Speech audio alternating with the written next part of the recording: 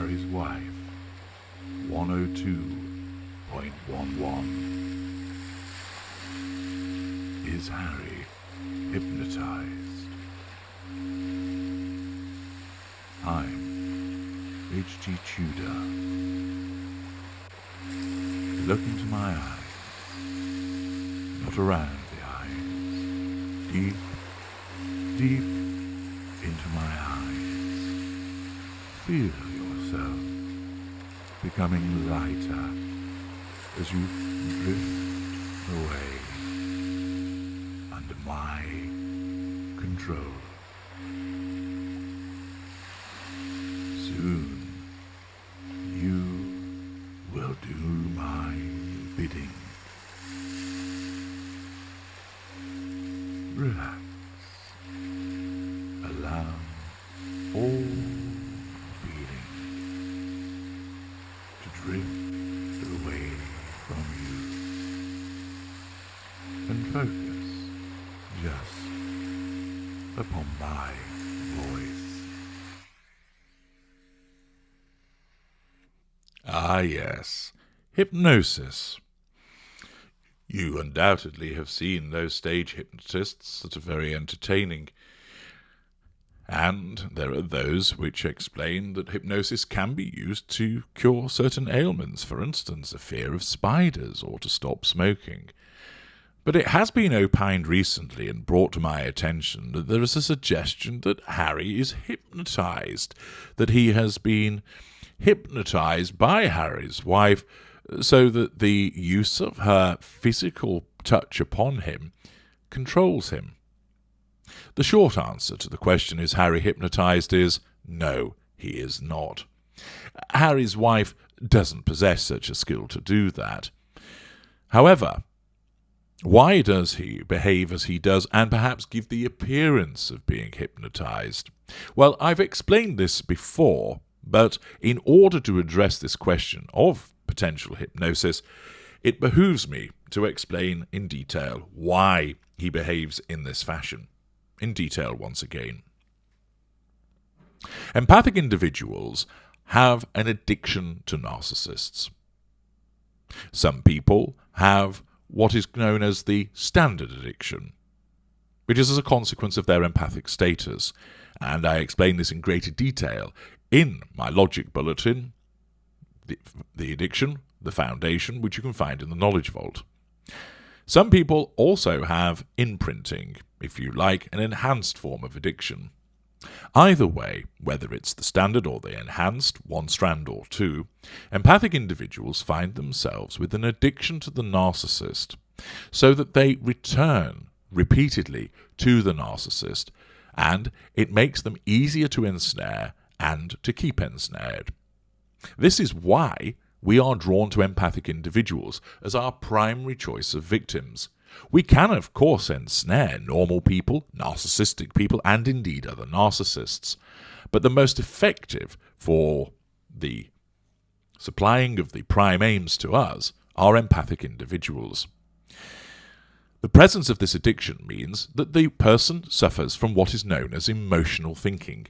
This doesn't mean that they are hysterical and that they are behaving like a stark raving lunatic, but it simply means that regularly, rather than go to the evidence and apply logic, they are governed by an emotional response. They are governed by their feelings. So, for instance, they may often say, I know this person upsets me, but I feel like I can't leave them. Note, feeling. And many times, when they talk about their relationship with the abusive individual, even when they realize they're dealing with a narcissist, they will often talk in terms of their feelings. I feel frightened to leave. I feel guilty if I don't support him. I feel too angry to stop accusing him of cheating, and so on and so forth. I have set out in the Knowledge Vault various materials to help people conquer that emotional thinking, which is absolutely axiomatic in terms of achieving recovery and freedom. This emotional thinking is caused by the addiction in order to keep the victim in situ with the narcissist so that the addiction is fed. Emotional thinking is a con artist. It is the enemy within. And its purpose is to ensure that the addiction that individual has is being fed because it causes the victim to go into and stay in one or more of the 5 arenas of interaction. With Harry, the addiction that he has to narcissists and, of course, to his wife because she is one, means that he experiences this emotional thinking to cause him to repeatedly enter one or more of the 5 arenas of interaction. It causes him to ignore the evidence. It causes him to respond in a way which isn't logical. This is why he believes that he and his wife are persecuted. This is why he believes that he and his wife are the victims. This is why he believes that it's right and proper for them to speak their truths about how they've been treated by the royal family. All of this is being driven by his own emotional thinking.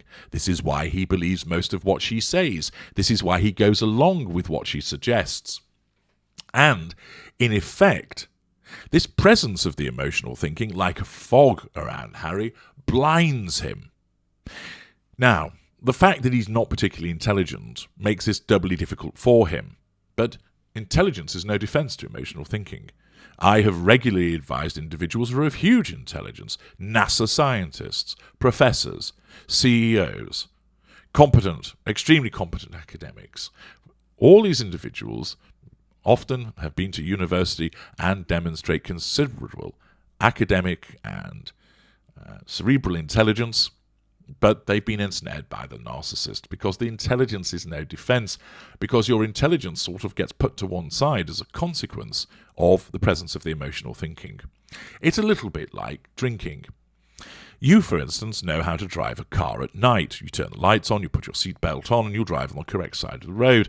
But if you've downed a bottle of Sauvignon Blanc and several tequila slammers and become drunk, it isn't that you've forgotten how to drive, but the fact is, something is impairing with your ability to draw on that knowledge and use it appropriately. So you forget to turn your headlights on, you forget to buckle up, and you weave all over the road.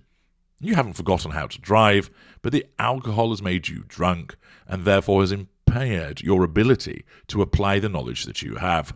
Emotional thinking is similar.